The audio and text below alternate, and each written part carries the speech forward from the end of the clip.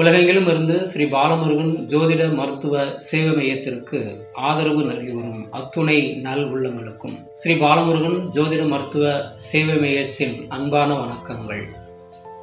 இன்றைய பஞ்சாங்கம் நிகழும் மங்களகரமான விஸ்வாவசு ஆண்டு பங்குனி திங்கள் 7ஆம் நாள் சனிவாரம் 2026 ஆங்கில வருடம் மார்ச் மாதம் 21ஆம் நாள் சனிக்கிழமை.